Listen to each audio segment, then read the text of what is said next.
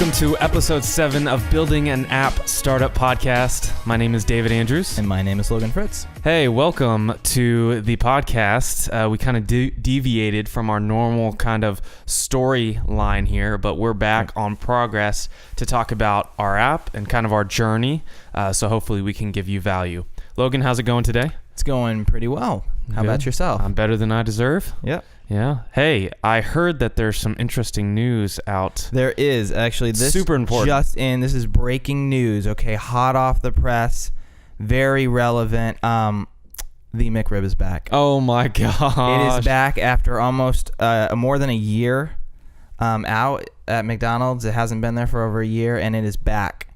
So, I mean, personally, I'm excited. For all those McDonald's loving fans, which personally I'm not one of them. Well, yeah, at certain times, it's a must.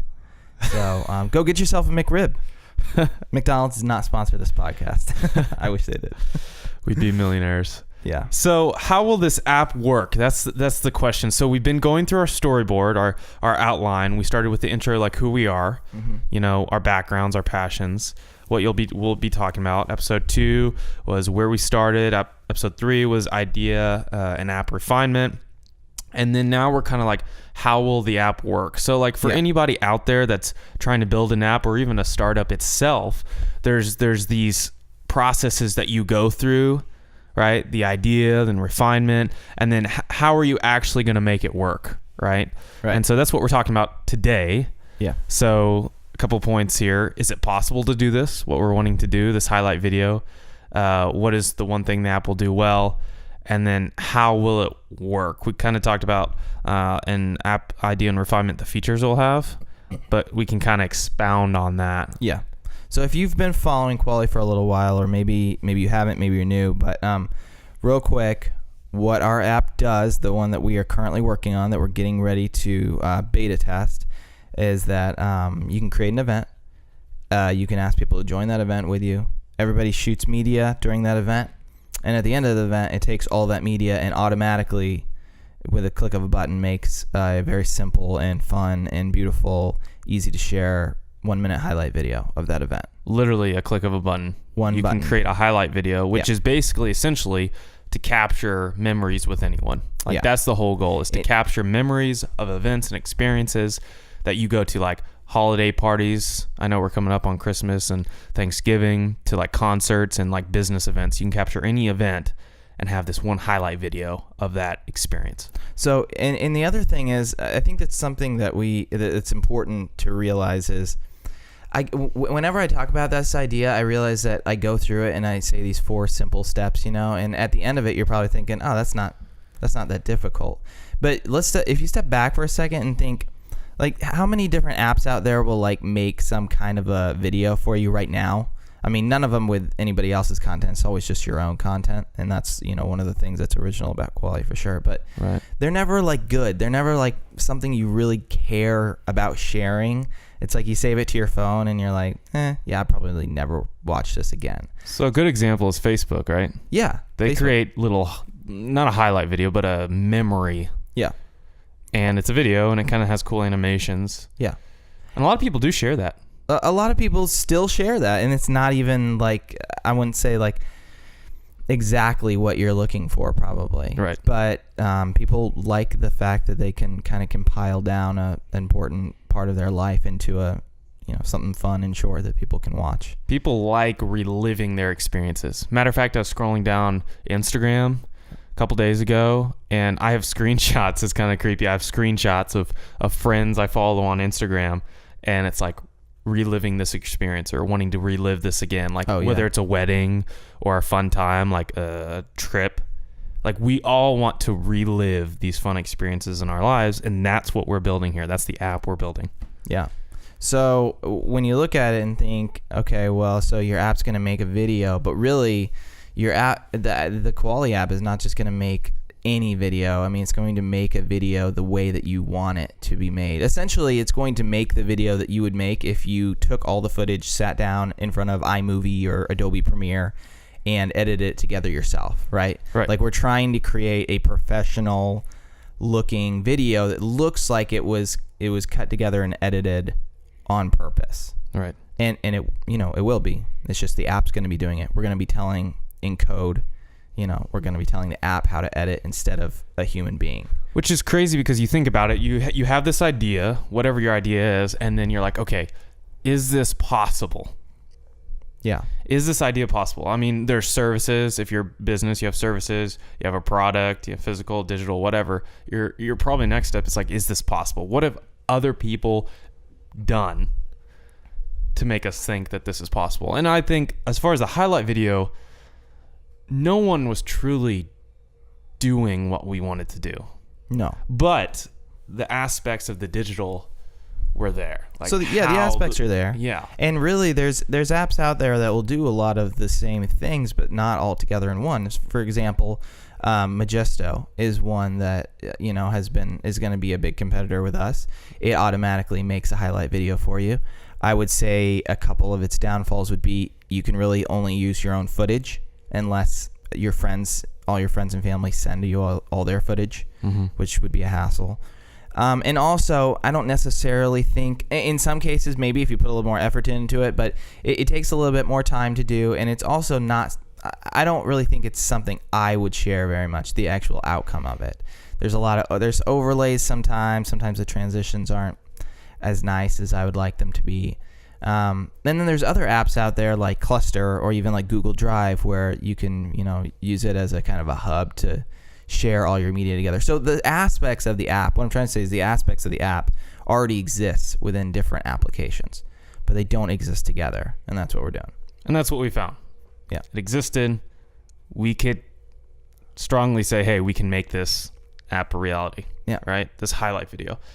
And we believe it's what people wanted. And that's kind of what we talked about in the first couple episodes is like, hey, this is what people want. So the one thing that the app does... I just dropped my phone, guys. He just dropped the Instagram live feed. Sorry to everybody who's watching. The one thing that the app does well, and we talked about it, is make this highlight video, all right? Yeah. Stray away from everything else and make this highlight video.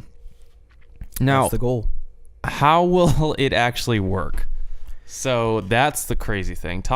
Explain how the highlight video will work, because we don't know too much code. We don't. Actually, probably very minimal. I know enough to be dangerous, but that's about it. None, I would say. Yeah, essentially. You could probably figure out your way around some HTML. Yeah, I think so.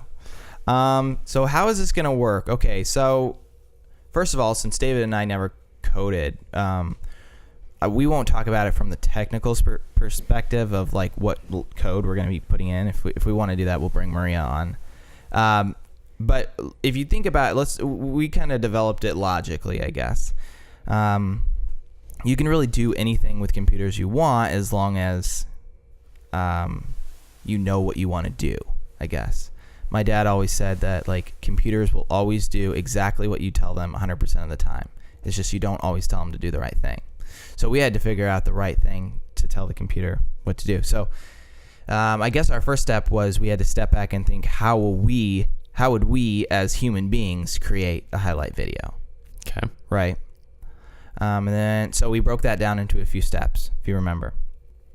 The steps were number one, we would gather up all the footage that we have.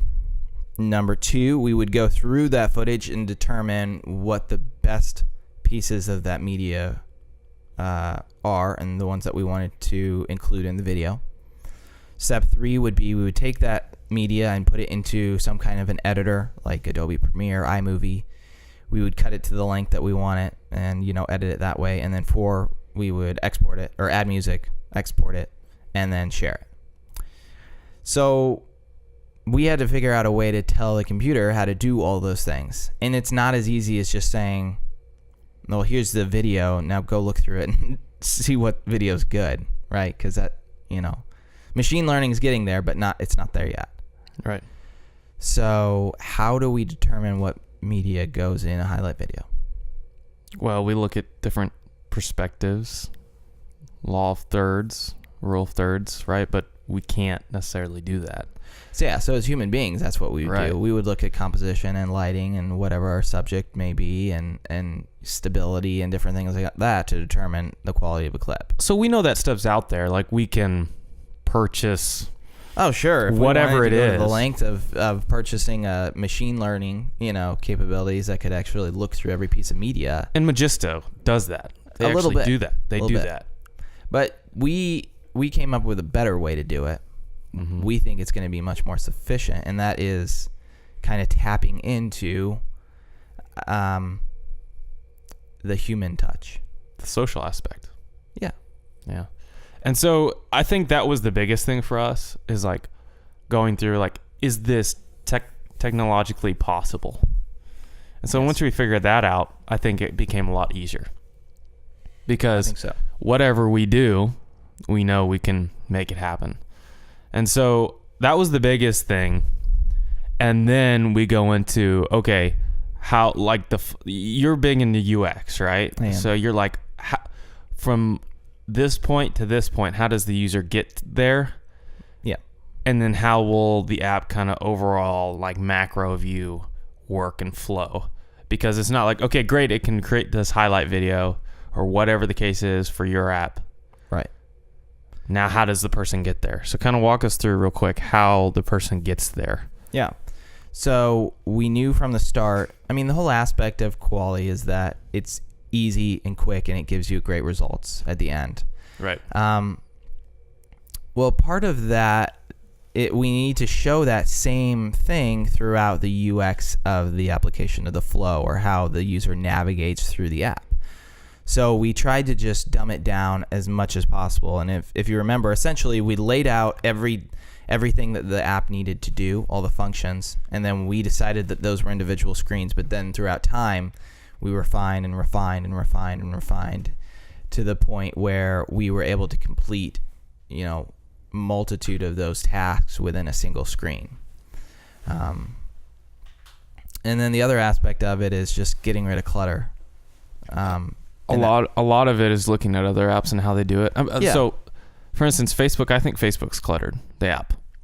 I would say yes. And then so I looked at a lot of designs to your point of simplifying it, getting rid of all the clutter, the extra noise, the call to action buttons, the buttons itself, And I think, I think there's cluttered, I don't necessarily think is a bad thing all the time.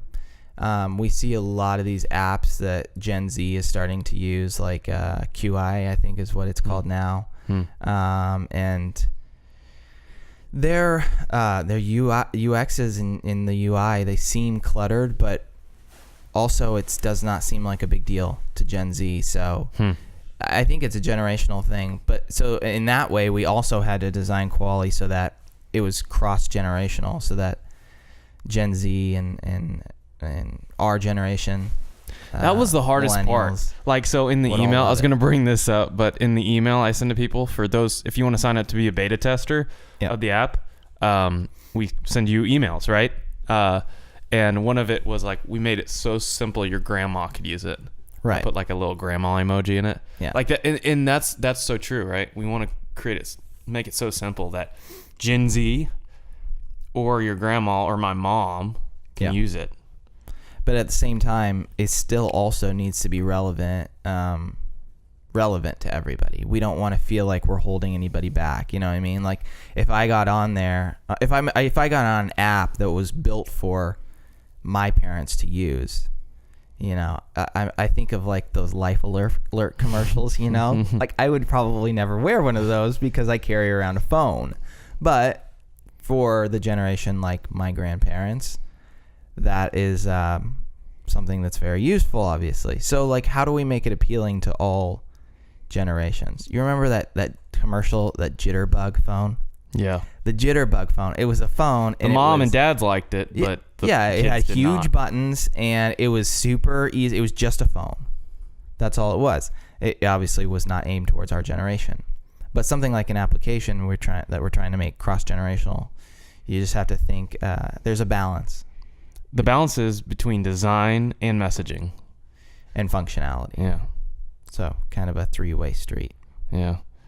I mean, there's so much that goes into this, and man, I'm excited for the next two. We have market validation and then actually the design and UX.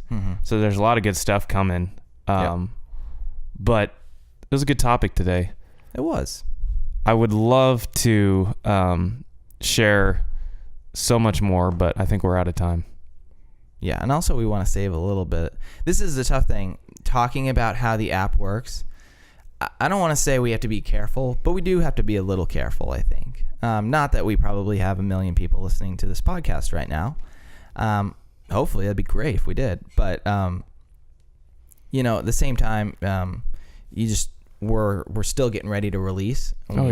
And so we're trying to give you as much value as possible. Magic. Yeah, and save some magic for when it comes out, You want to see that highlight video made and be like, "Oh my gosh." Like a magician never reveals his trick completely, right? Until he dies and everybody knows. And then they're like, "Oh, he just had a card up his sleeve. What a loser." Well, thanks for joining us today. Hey, if you want to go sign up to be a beta tester of the app, the official date is November 16th, 2018. And also, I didn't mean to pick on magicians right there. I actually think they're really cool. If there's any magicians If you're watching, a magician, I actually think you're awesome. November 16th, go sign up at koalieapp.com to be a beta tester. So if you want to be one of the very first to test this app, we'd love that. Hey, if you want to rate our app podcast on iTunes. 5 stars, please. Only 5 stars. We will reject any other rating besides 5 stars. I don't think we can. We'll figure it out. Mark it as spam. Please. Yeah. But hey, we also have Koalie t-shirts. Where can they go get that? So if you want a Koalie t-shirt, which you do, because they're really nice. Soft. I'm actually wearing one right now. And they are limited edition. So, and they're first press, so get one now while they're hot so you can sell it for $1 million later, hopefully. Yeah. Limited edition. Head over to koalieapp.com/T. That's TEE.